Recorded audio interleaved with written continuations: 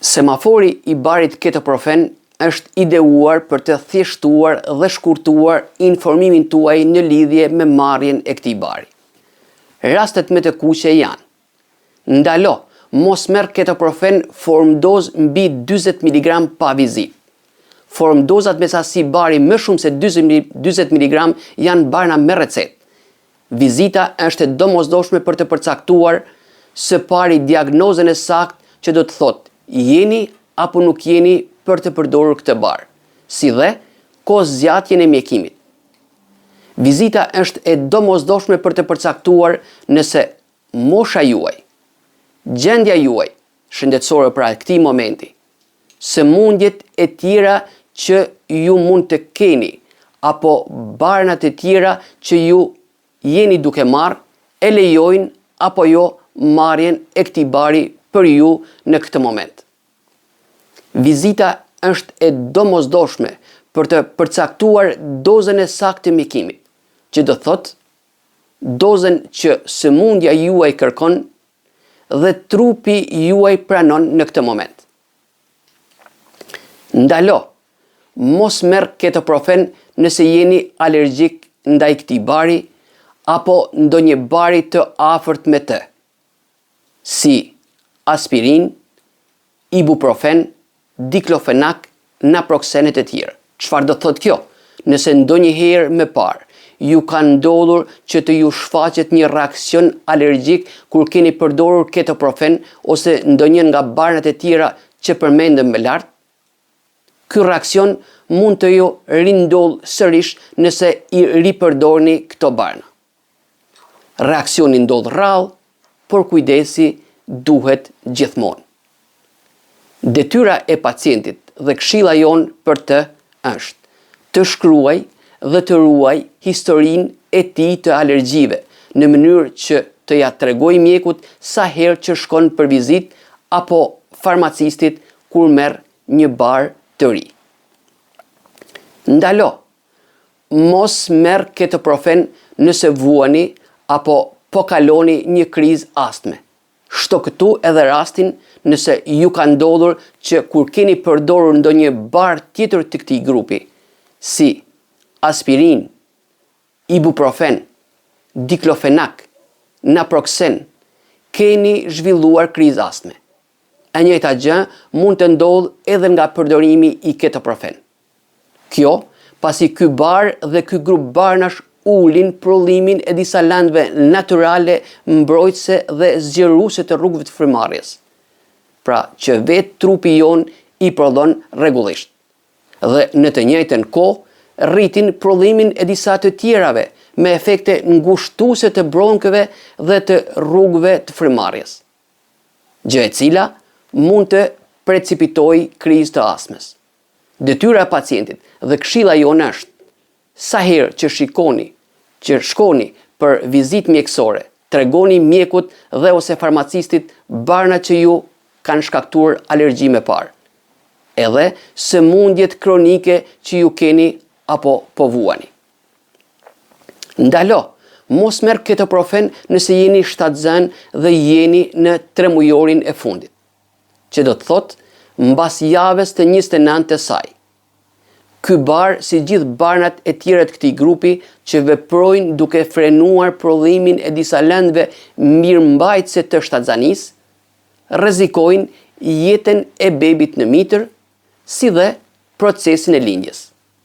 Detyra e pacientes dhe këshilla jon për të, që në këtë rast është një grua shtatzën, lidhur me formdozat pa recetë është: edhe pse mund të keni dhimbje, edhe pse mund të keni temperaturë, edhe pse dikush mund të ju ofrojë një bar si ketoprofen, pasi ai ose ajo e kanë përdorur dhe i ka lehtësuar, mos i merr pa u konsultuar me mjekun që ndjek shtatzanin tuaj. Ndalo, mos merr ketoprofen nëse vuani nga sëmundje aktive të stomakut dhe ose të zorrëve, si ulçera e stomakut, ulçera duodenale, gastriti apo shqetësime kronike të stomakut. Kjo pasi ky bar ul prodhimin e lëndëve natyrale mbrojtëse të pjesës së brendshme të stomakut dhe zorrëve. Ulja e prodhimit të këtyre lëndëve natyrale ul sasinë e mukusit dhe bikarbonatit mbrojtës që prodhohet nga vetë stomaku. Pakëson qarkullimin e gjakut në mukozën e brendshme të stomakut dhe të zorrëve. Rrit veprimin gërryes të acidit gastrik, me pasojë përkeqësim të gastritit dhe shqetësimeve të stomakut, si dhe rritjen e rrezikut për ulçër, si dhe gjakderdhje nga stomaku dhe zorët. Detyra e pacientit dhe këshilla jonë në këtë rast është, kur jeni në gjendje të tillë, mos merr ketoprofen pa vizitë. Përfshi edhe formdozat që normalisht merren pa recetë. Kjo pasi rrezikoni plasjen apo çarjen e stomakut ose të zorrëve. Ndalo, mos merr ketoprofen nëse vuani nga sëmundje të rënda të zemrës dhe të enëve të gjakut. Sëmundjet të rënda zemre konsiderohen 1. Insuficienca kardiake apo lodhja e zemrës, e cila mund të jetë e rëndë ose e moderuar. 2. Sëmundjet koronare të avancuara, si angina e paqëndrueshme apo infarkt i kohëve të fundit. 3.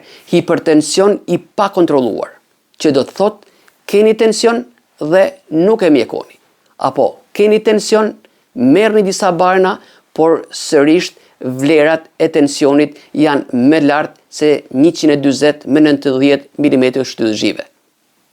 4. Sëmundjet cerebrovaskulare, si insulti apo goditja në tru. 5. Edem e rënd kardiake, e cila manifestohet me vështirësi të madhe në frymëmarrje. Kjo, pasi ketoprofen rrit mbajtjen në trup të ujit dhe të natriumit bashkë me të. Ndaj, rëndon zemrën dhe rrit tensionin e gjakut. E dyta, prish ekuilibrin e dy lëndëve natyrale që prodhohen nga vetë trupi për të vetëmbrojtur nga hemorragjit dhe trombozat që vijnë nga mpiksja e gjakut. Të quajtura tromboksani dhe prostaciklina. Dy lëndë me veprime të kundërta dhe të ekuilibruara për të realizuar këtë efekt. Tromboksani ngushton enët e gjakut dhe ndihmon mpiksjen e gjakut, ndërsa prostaciklina zgjeron enët e gjakut dhe pengon mpiksjen. Ndalo, mos merr ketoprofen kur po kaloni një formë aktive hemorragjie apo jeni duke u mjekuar me barna të fortë hollues të gjakut, si varfarin, acenokumarol, apixaban, rivaroxaban, edoxaban, dabigatran, përfshi edhe aspirinën. Kjo sepse ky bar ul funksionin e trombociteve, gjë e cila e bën procesin e mpiksjes së gjakut më të dobët dhe më të ngadaltë. Rezultati, hemorragjia përkeqësohet dhe gjakrrjedhja zgjat më shumë. Detyra e pacientit dhe këshilla jonë për këtë rast është mos e merr pa vizitë ketoprofenin, qoftë edhe në dozën e vogël që jepet pa recetë, pasi rrezikoni hemorragji të rëndë. Sa më e madhe doza dhe sa më gjatë të merret, aq më i madh rreziku. Ndërpre ketoprofen dhe kërko ndihmë mjekësore menjëherë nëse gjatë marrjes së këtij bari ju shfaqen të dalura me gjak në ngjyrë të errët ose të vjella si lum në ngjyrë kafe. Këto janë shenja të një efekti anësor të rëndë nga gjithë ky grup barnash, atij të perforacionit apo çarjes së stomakut ose të zorrëve. Fatmirësisht ndodhin rrallë, por kujdesi duhet gjithmonë. Detyra e pacientit dhe këshilla jonë në një rast të tillë është, nëse ju shfaqet një nga këto shenja, mos hani, mos pini asgjë dhe paraqituni sa më parë tek urgjenca për të sqaruar diagnozën.